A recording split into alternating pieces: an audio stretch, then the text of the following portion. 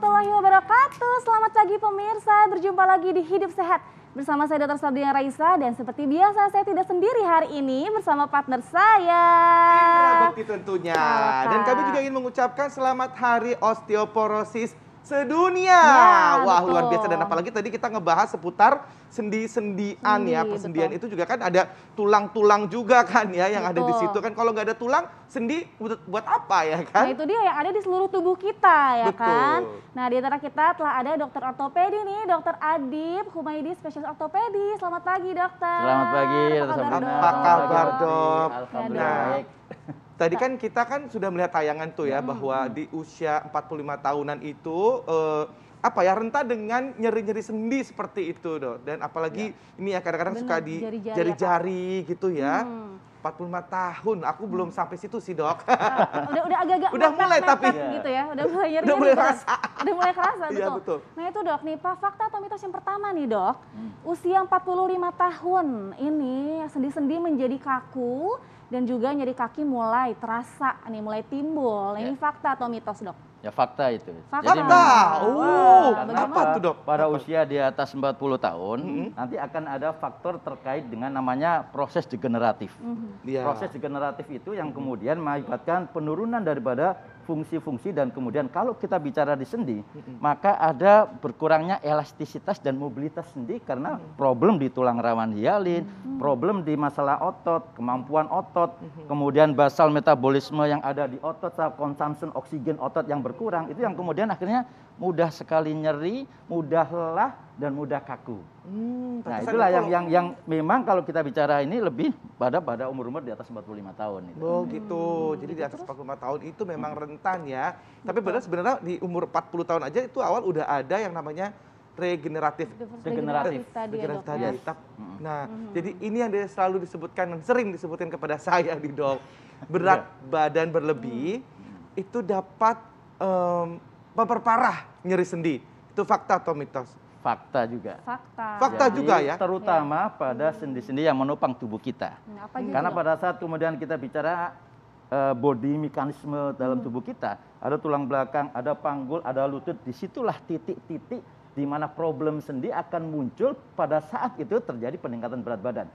Dalam satu penelitian bahkan disebutkan, kalau kita masuk dalam golongan obesitas, maka kita mempunyai resiko osteoartritis atau pengapuran sendi 5 kali lipat dibandingkan kalau yang tidak ada obesitas. Makanya berarti saya disuruh penting ya, ngurusin Kak? badan ini. Nah. Gimana aku udah mulai kurusan kan? Tapi Kelihatan banget kak, benar serius. udah dok. 4 kilo loh. Wow, biar Bagus, gak nyeri. bagus, betul. Supaya nggak nyeri sendi itu. Nah, selain secara estetik ya kayak ternyata Betul. berpengaruh besar banget terhadap sendi Betul. ya. Ya.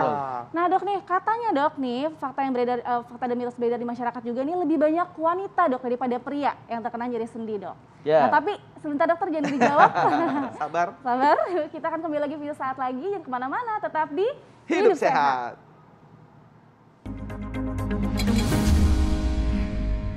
Terima kasih Anda masih bersama kami di Hidup Sehat. Nah, ternyata banyak tokoh-tokoh dunia pun juga pernah atau mengalami yang namanya encok.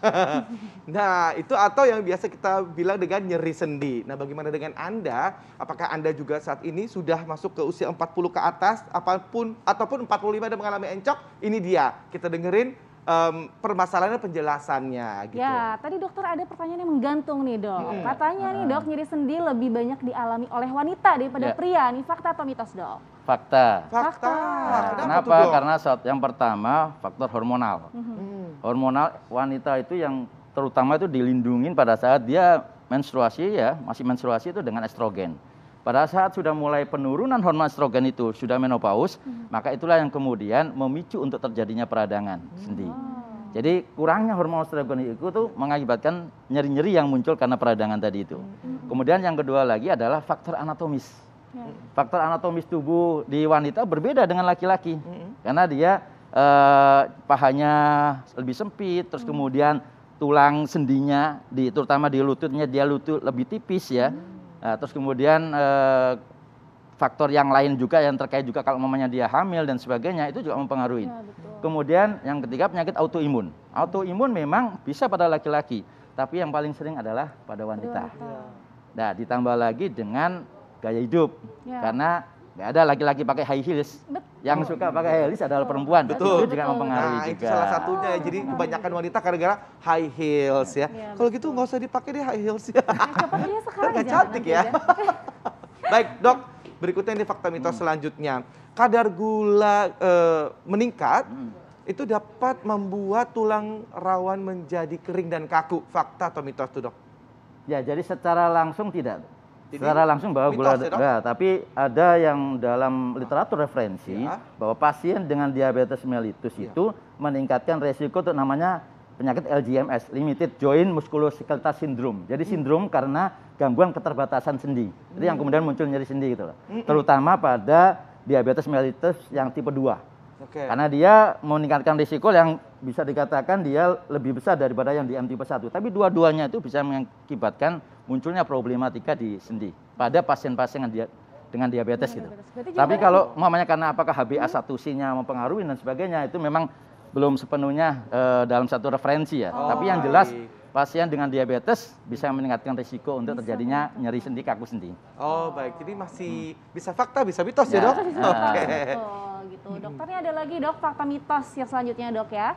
Hindari aktivitas fisik seperti misalnya angkat barang berat karena itu dapat membuat kondisi menjadi buruk nih dok karena udah ada faktor sendi kaku sendi tadi ya. Itu gimana? Fakta atau mitos dok? Ya, ini juga antara fakta dan mitos karena problemnya adalah menghindari bukan berarti kemudian tidak boleh, tapi sama. ada problem cara mengangkat yang selalu salah. Ah, Pada saat kita kita mengangkat beban, Ya.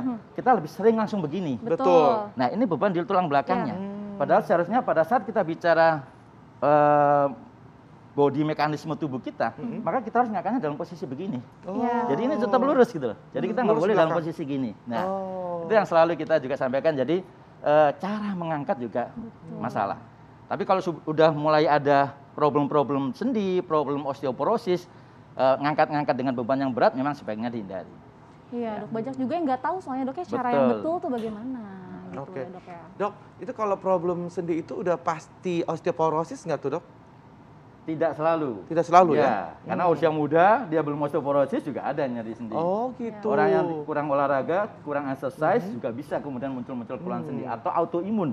Penyakit autoimun seperti lupus atau rheumatoid arthritis itu juga sering terjadi pada usia-usia yang memang belum 40 tahun. Nah, ini baik. ada beberapa faktor, tapi salah satu gejala dari osteoporosis adalah ada nyeri-nyeri sendi dan kaku sendi. Oh baik. Jadi nyeri sendi belum tentu osteoporosis, Yes.